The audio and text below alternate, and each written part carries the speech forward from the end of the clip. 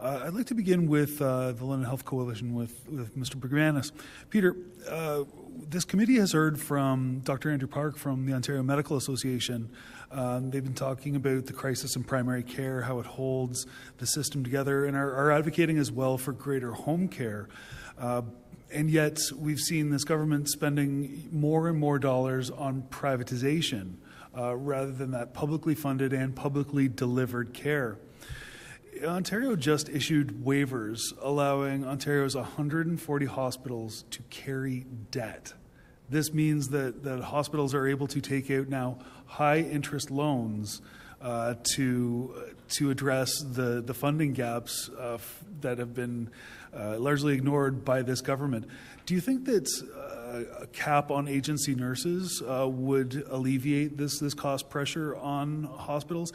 And do you think that the government is spending too much, or that healthcare is spending too much on allowing agency nurses to practice? Thank you for the question, Mr. Kernahan. And I was also interested in what the Thames Valley Health team was also presenting here, because it's all related here.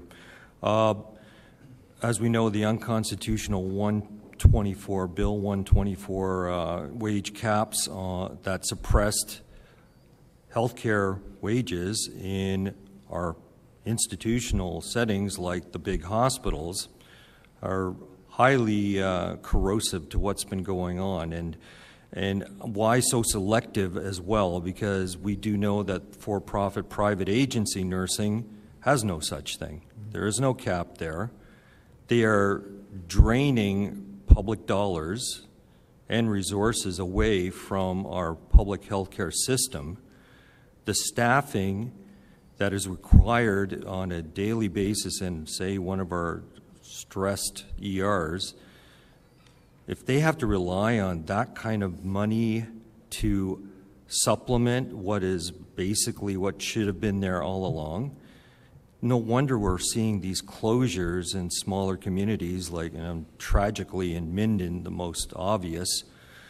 And this is the kind of financial mismanagement that can't continue on. We have to ban the outright use of these agencies. They were never intended to be the bulwark that supports a public healthcare system. They're not useful to that purpose.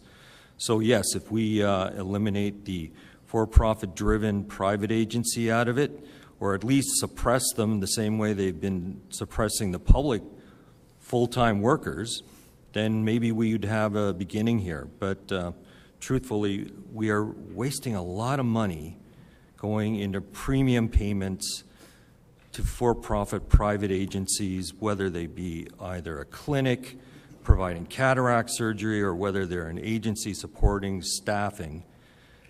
That's all needless. Why are we going to these middlemen? We should be directly funding the public hospital system. Understood.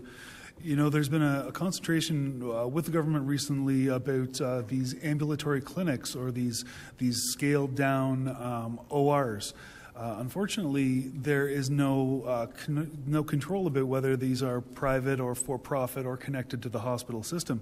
You know, I'm sure you know, here in London we have the Nazem Kadri Surgical Centre, which is a scaled-down OR, which has fewer staff, only the necessary tools, so it operates very efficiently. But it is publicly funded and publicly delivered. There isn't taxpayer dollars going into these private for-profit pockets, and it's also connected to the hospital. Would you say that these operating rooms in these clinics, like the Nazem Kadri Surgical Centre, are ones that the province should be emulating, rather than taking taxpayer dollars and giving it to a few people in terms of profit? Well, absolutely. I come out of St. Joseph's Healthcare, hence why I was using that in my report. I worked in the OR for 30 years there. We are to the point where we literally don't have the staffing levels, because we aren't able to fund the staffing that we need to be able to conduct surgeries, that we could reduce our wait time lists for surgeries through the province just by adding even a simple couple of hours a day. We have idle ORs I mean, I referred to the moonlighting surgeons. Well, I happen to know some of them that come out of St. Joe's OR because they can't get a funded OR time. So what are they doing? They're going to Advanced Medical Group. Some of them are invested in fact. And they actually are sending patients that they could have seen in the hospital but can't get OR time there and sending them to their own personal private clinic. And now they can also charge extra for upgrades to whatever the surgeries are, their outpatient work. ENT is very prominent in this. So all I can say is that, why are we doing this? And the ORs at St. Joe's are top-notch, world-class, yet every day there's going to be an idle one because we can't fund it to run. And yet, down the street, 2 blocks away, Advanced Medical Group, same surgeon, can make room for them to come in. Of course, there'll be a little premium for them to have to do it there. What a waste of money. And a waste of time of skilled surgical techniques that could have been done in an OR in the public realm, which we have right now, without building another tier of medicine whatsoever. It seems rather fiscally irresponsible that the province has the existing infrastructure, yet is actually using public money to recreate that infrastructure 1 minute. just in order to enable a few people to profit off of people's health care, using tax dollars to do so. It's concerning.